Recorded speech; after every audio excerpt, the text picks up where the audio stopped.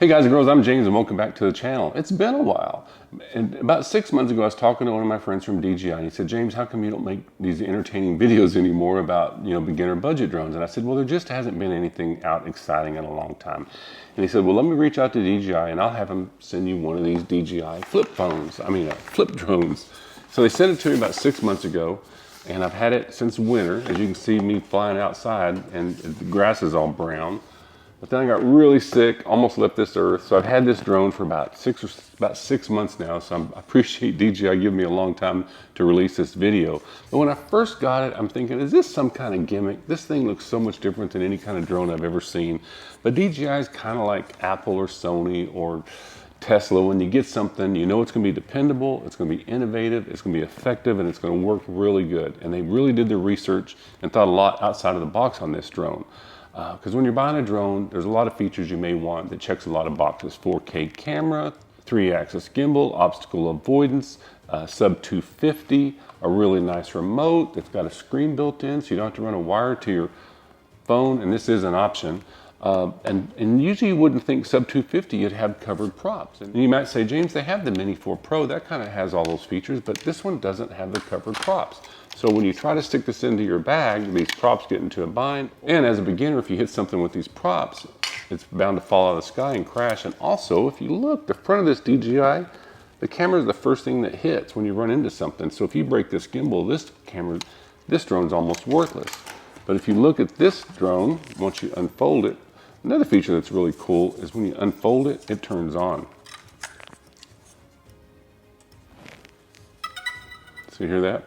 So now, with this drone, even it has covered props, and with this one, the camera's set back behind the propeller guard, so if you run into something, it's going to hit these. Even if you come down, it's going to hit these sticking out. So, is it as innovative as this thing is? How does it fly? Is the camera just as good? Because it is quite a bit less expensive than the DJI Mini 4 Pros. And is this one for you? Should this be your first drone? Well, as I always say, no drone should ever be your first drone unless it's a micro mini drone so you can learn the orientation of a drone. And we'll go over that later. But let's go put her up in the air. It's kind of windy outside, but it's a beautiful day. We'll fly it. I'll show you how good the camera works. And also this has all the autonomous flight features that you want. The zoomy, this around you, follow me and everything. And I'd be less worried about having this follow me than something that doesn't have covered props. And then we'll come back and sit down and go to the interface with the app and some of the features of the drone. And then we'll come back for our final review. So let's go put her up in the air.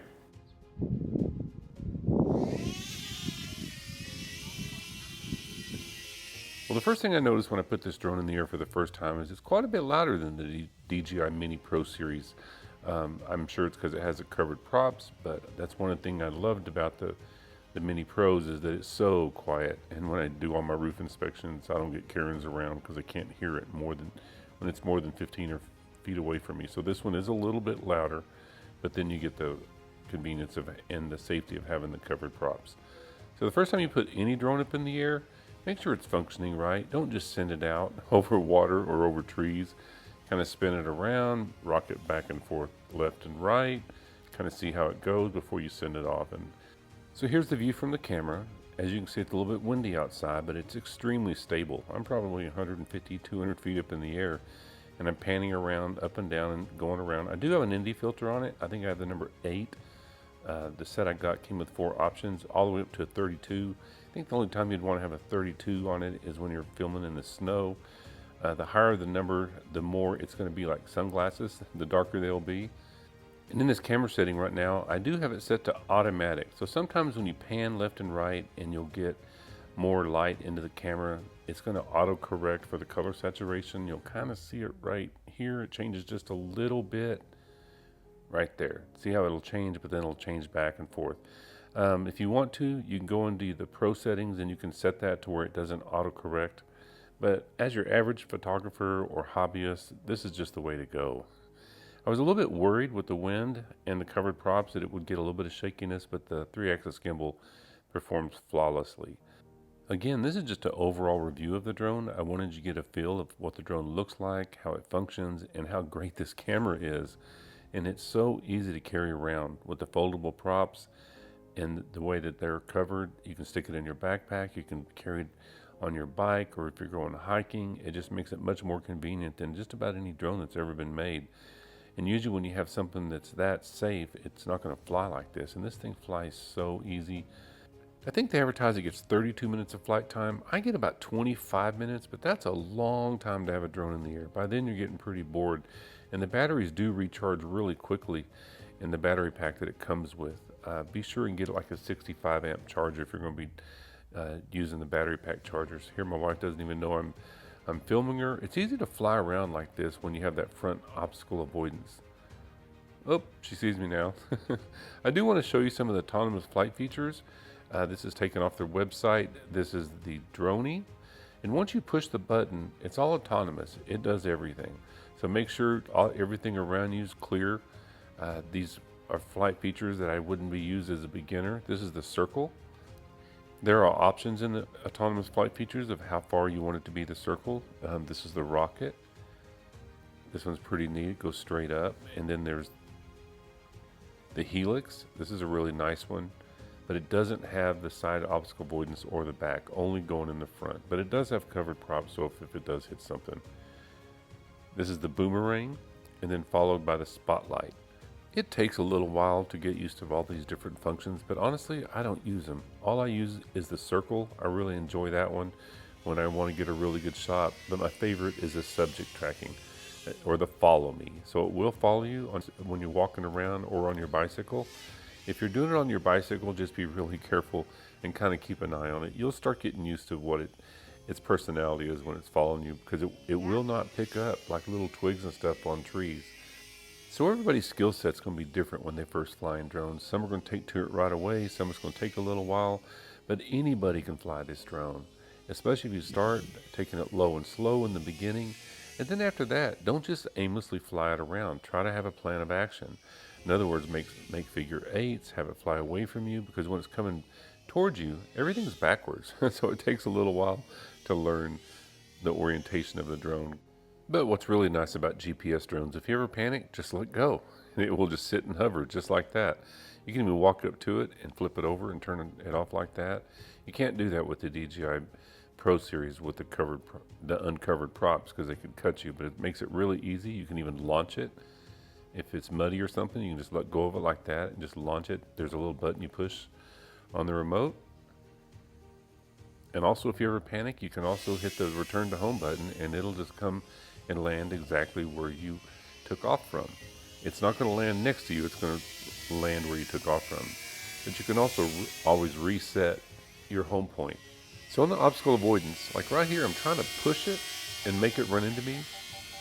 And you hear that beeping on the remote? That's telling me that there's an obstacle in front of it. But if you go 1 inch above your head, it will fly right over you. So the obstacle avoidance isn't like some of the other ones where it's more of a broadcast radar. This one is more like a plane that's in front of you. So my advice is don't trust the obstacle avoidance. There's a lot of drones and trash cans where people trusted their obstacle avoidance. It's got 3 different modes. It's got normal, cinematic, and sport mode. In sport mode, it gets around pretty good. I mean, it's not a sport drone or a FPV racing drone, but it moves around really good. And it's really comfortable. It's not jittery or anything like that. And there's no delay in the controls. When you hit it, it moves. Another thing too is the covered props. They're carbon fiber. So if you do hit something, they're really tough. They're not cheap plastic that's going to break. It's a very high quality. You can turn it over. You can turn it off like that. So let's go back inside and let's sit down and go over the interface with the app and the controls with the drone. And if you want to skip all that and go to the final review, it's time-stamped underneath. This thing's really stable. Man, that thing's so cool. All right, let's go back and sit down and go over the interface with the app. And what a beautiful day outside. Could be playing golf. But let's take a look at this drone. First of all, when I first saw it, I just thought it was some kind of gimmick. But then now that I've flown it, I can see that this thing is for real and offers a lot of different options that other drones just don't have to it. It kind of looks really strange when it's folded up, but it's really very easy to unfold. And that's how big it is. And whoops, as soon as you turn it on, it kicks on. I should have this gimbal cover off. Another thing too, this gimbal cover is really easy to put on and off. So as soon as you unfold it, it kicks on. You can turn it back off if you want. right here. Press and then hold, like with all DJIs. We'll turn it off for now. But it's pretty good size. I mean, compared, like, this is how big it is compared to the Neo. And here it is compared to the Mini unfolded, folded up.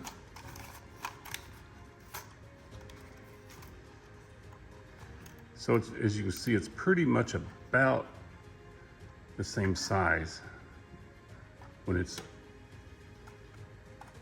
compared to, which is about, it's pretty good size when you start looking at it. It's almost 11 inches wide and about 9 inches long when it's unfolded. And of course it is the 3-axis gimbal. Another thing that's really nice is the front of these props and are covered, and they cover the camera. So if you look at the DJI, so if you look at the Mini 3, the first thing that's going to hit, if you hit something, is the camera. And if you destroy this camera, then the drone is pretty much worthless. So as a new beginner, this is really a big plus that no one talks about, is how covered the camera is. Of course, the same thing when it lands, the feet on here will hit before the camera will. So inside the bag, you're gonna get instructions, safety manuals, quick start guides, all that kind of stuff. You're gonna get quite a bit of extra props. And of course, look, they are labeled A and B because the angle of attack is completely different if you go to replace them. If you look, there's 2 little screws right there to take these covers off. And it kind of latches into the side right there. But, I mean, it would really have to hit something. Someone would almost have to penetrate through here when it was going up to break a prop. They're pretty well protected. I can't imagine that happening. And if you look, I do have one of the Indy filters on it now, the 3 Indy filters. I'm not sure if they come with the Fly More package, and it comes with another little guard to cover the, camera for travel. One thing about this, it comes with a really nice camera bag. Of course, all your props and everything store up here. It's got the 3 compartments for the drone, the receiver, and accessories.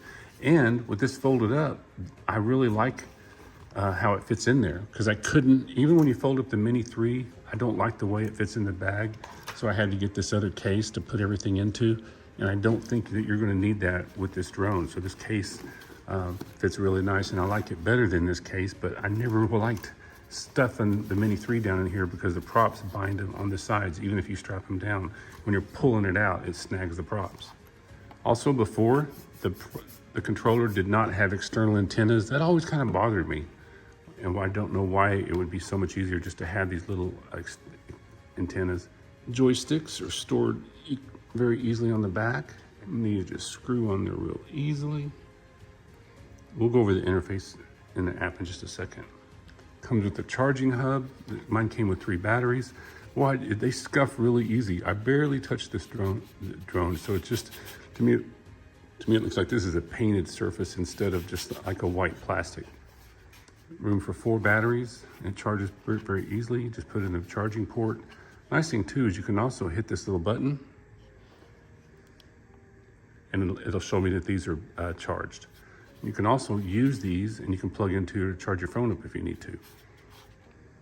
Very, very convenient. So on the drone, it is 249 grams, which is real important. I mean, you still want to register your drones, because that way if you put your FAA number on it and it gets lost or stolen or something like that, then you can get returned to you.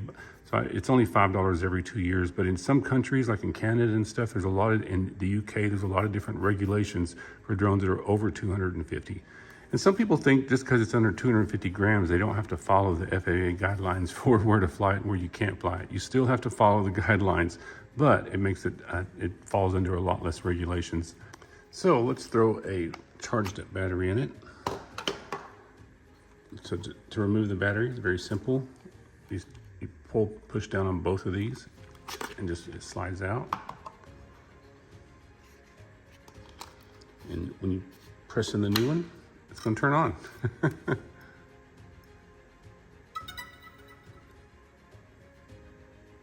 Camera kind of goes through its calibration. I'm not going to do a really deep dive in the interface with this app. I just want to go over some of the basics.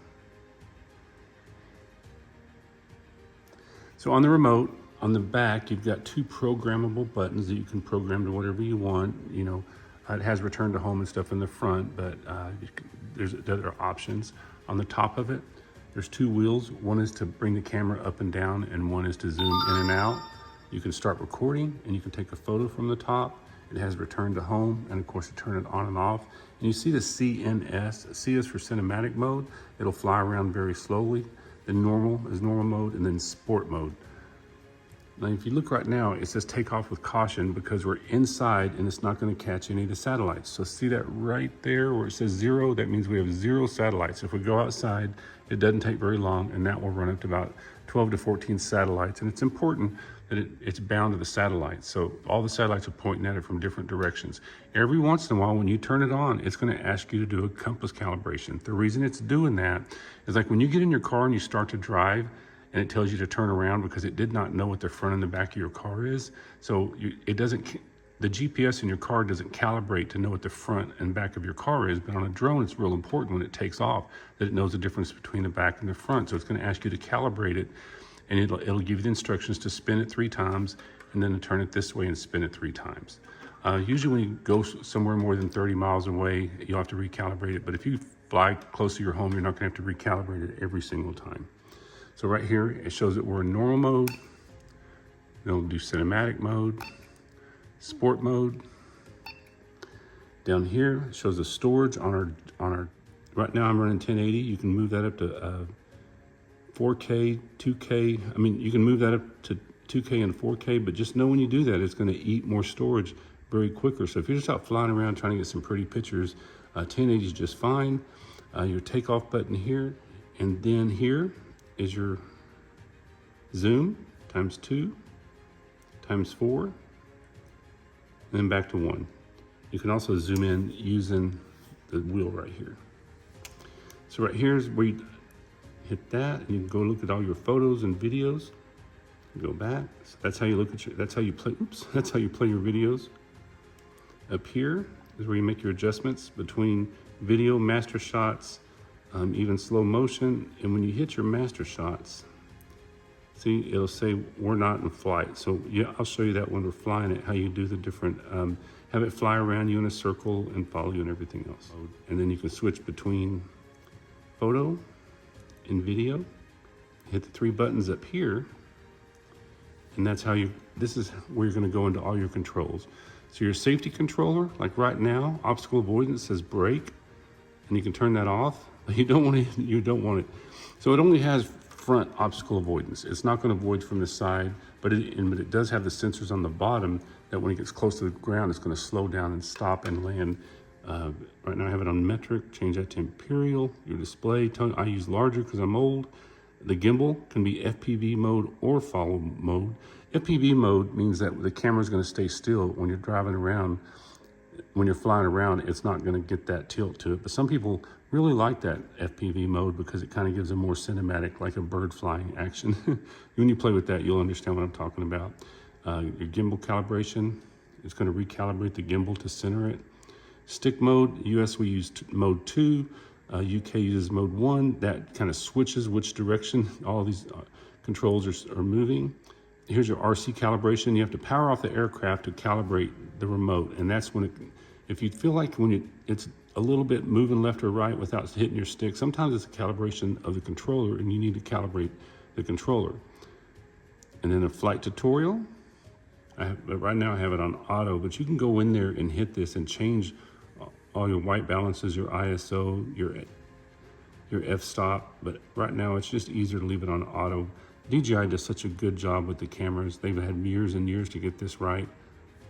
So if you do want to go in there and change it, you can change your white balance, your shutter speed, your ISO, like I said, all right there. 30 frames per second. You can go to 48, 25, 50, even 60 frames per second. But again, that's going to eat twice as much as doing 30 frames per second. But if you're doing a sporting event or something like that, you're going to want to go up to 4K 60 frames per second. But for now, I just like leaving it in 1080p. Auto, pro, yeah, just leave it on auto, unless you are pro and you know what you're doing with that. All right, right now is our battery right here, 96%. And then it shows right now that this is the strength connection from the drone to the radio, so it's really good. We can go in here and this is where you register your drone on your profile and everything. You can go into device management and find my drone. If it gets lost, if it's still on, it'll tell you where it is on the map. Right now I have 12 flights on it. It shows me I've only flown it for 19 minutes. You can go to quick transfer, where you can transfer it from your phone. It's easier to transfer those pictures from your phone or your iPad or your device right through quick transfer instead of taking the SD card out of the drone and moving it over. So let's go back for our final review. Hey guys, thanks so much for watching my review of the DJI flip drone. So what do I think about it? I think they got a home run with this thing. As different as it is, I think it has a lot of features that a lot of people are gonna want in a drone. The covered props, sub 250, 4K camera, 3-axis gimbal, the really nice remote. It connects really easy. It's really easy to stick in like your backpack or your camera bag, and you can carry around a drone. Having a drone shot when you're out filming just completely changes the effect of everything because it just gives a completely different view from the air. If you're a professional photographer, I think this is an item you must have, or you're just a hiker and you want to get some really good shots while you're out hiking or family vacations. There's so many uses that this drone can have, and it's so convenient. I love these little props, the way they fold out. And I banged it into a few things and they seem to be really reliable. I like the way it turns on and off when you open it. Never seen that before. And also, when you turn it off, when you put these back in. Will power off in 5 seconds. That's so cool. Press any button on aircraft to cancel. And one thing that I'm really excited about, this is the first drone I've ever seen that you can just slide the gimbal guard on so easy. Because on this Mini 3 Pro, even though I've done it 100 times, you've got to hold this. You've got to hold this just right. You got to tilt it and get that camera just right, man. And this is someone who uses this thing every day. And this is from someone who has done this hundreds of times. See, that's so frustrating. As are almost all drones. You almost want to put it in there without the gimbal guard, but then you break it in your package. There we go. Trust me, this is a big thing to me that this gimbal guard just pops on like that. So if you have one, tell me what you think about it in the comments below. I'd like to see what everybody else's experience is in with this DJI Flip drone. And as always, if you got something out of this, please like and subscribe. Subscribers mean everything to me in this channel. And I promise I'll get back on schedule, start putting out more drone videos.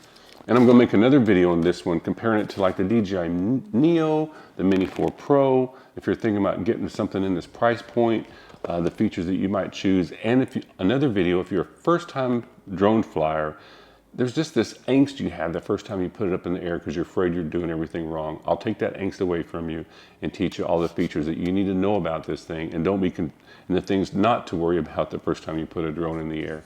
So look for those coming soon. Thanks so much, and I'll see you in the next one.